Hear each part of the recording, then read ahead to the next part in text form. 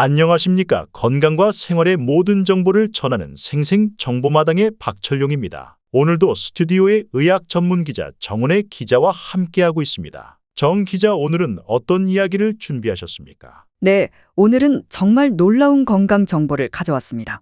우리가 너무도 익숙하게 사용하는 식재료, 바로 양파에 숨겨진 건강의 비밀입니다. 우리 모두가 모르고 있던 양파의 불편한 진실인 거죠. 그래서 오늘은 심장내과 전문의 김도영 박사님의 임상 경험과 연구 결과를 바탕으로 양파가 생명을 구할 수도, 반대로 건강을 위협할 수도 있다는 충격적인 내용을 소개해드릴 예정입니다. 양파가 생명을 좌우한다는 이야기, 상당히 흥미로운데요. 구체적으로 어떤 점이 그렇게 충격적입니까? 먼저 통계부터 말씀드리죠. 우리나라 노인 10명 중 8명이 양파를 잘못된 방식으로 섭취하고 있고, 이들 중 많은 분들이 5년 내에 심각한 건강 문제를 겪고 있다는 보고가 있습니다. 심장내과 김도영 박사에 따르면 대부분의 고혈압, 당뇨, 고지혈증 환자들이 양파의 효능을 제대로 활용하지 못하고 있다고 합니다. 양파가 그만큼 중요한 식품이었다니 놀랍습니다. 그런데 왜 양파의 효과를 제대로 못 보고 있는 걸까요? 바로 섭취 방법에 문제가 있기 때문입니다. 양파에는 알리신이라는 강력한 혈압 조절 성분이 들어 있습니다. 그런데 이 성분은 양파를 자른 후 최소 10분, 15분 공기와 접촉한 후에야 활성화됩니다. 대부분의 사람들이 자르자마자 요리해버리는 바람에 이 효과를 거의 얻지 못하고 있는 것이죠. 그러니까 양파를 잘라도 바로 요리하지 말고 기다려야 한다는 거군요.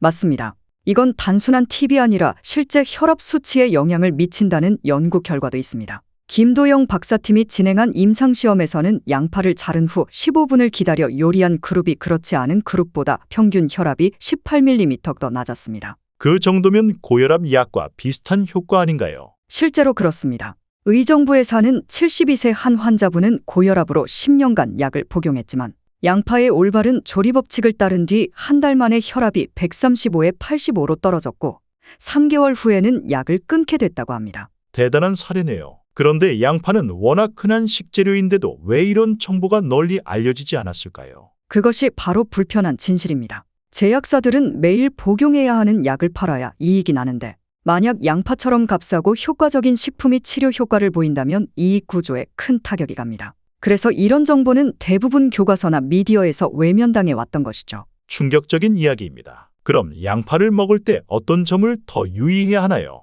양파 껍질도 버리지 말아야 합니다. 껍질에는 퀘르세틴이라는 항산화 성분이 풍부하게 들어있어 암과 심혈관 질환 예방에 탁월한 효과가 있습니다. 서울대 약대 연구에 따르면 양파 껍질의 퀘르세틴 함량은 속살보다 4배나 높습니다. 껍질까지 먹는 게 가능한가요? 물론입니다. 깨끗이 세척한 후 건조시켜 가루로 만들어 밥이나 요리에 뿌려 먹는 방법이 대표적입니다. 실제로 부천에 사는 68세 윤현숙 할머니는 이 방법으로 20년간 매일 맞던 당뇨 인슐린 주사를 거의 끊게 됐습니다. 이런 정보를 들으면 의사들이 환자들에게 먼저 알려줘야 할 것 같은데요. 맞는 말씀입니다. 하지만 현실은 다릅니다. 현대의학은 약에 너무 의존하고 있고 의과대학에서도 식이요법에 대한 교육이 매우 부족합니다. 김도영 박사 역시 이런 정보를 더 이상 숨길 수 없어 공개하게 됐다고 말합니다. 그럼 양파를 어떻게 요리해야 효과를 최대한 볼 수 있을까요? 물에 삶는 것보다 기름에 가볍게 볶는 것이 좋습니다. 양파의 퀘르세틴은 지용성이라 기름과 함께 조리할 때 흡수율이 5배까지 올라갑니다. 특히 들기름과 함께 요리할 경우 심혈관 건강에 탁월한 시너지 효과가 있다는 것이 김 박사의 연구 결과로 확인됐습니다. 궁합도 중요한 것 같네요. 함께 먹으면 더 좋은 조합이 있을까요? 대표적인 궁합이 양파와 들기름, 그리고 양파와 고기입니다. 고기를 구울 때 양파를 함께 조리하면 발암물질의 생성을 최대 70%까지 억제할 수 있다는 호주 멜번 암센터의 연구도 있습니다. 추가로 상추쌈에 싸서 드시면 그 효과가 더욱 올라간다고 합니다. 또 레드와인과 함께 먹을 경우 항산화 효과가 2배로 증가합니다. 듣다 보니 양파가 정말 슈퍼푸드 같네요. 하지만 모든 사람이 먹어도 괜찮은 건 아니겠죠? 그렇습니다. 특히 혈액을 묽게 하는 약을 복용 중인 분이나 신장 질환이 있는 분들은 반드시 주의해야 합니다. 양파를 과다 섭취하면 칼륨이 축적돼 심장마비 위험까지 올 수 있습니다. 그렇군요.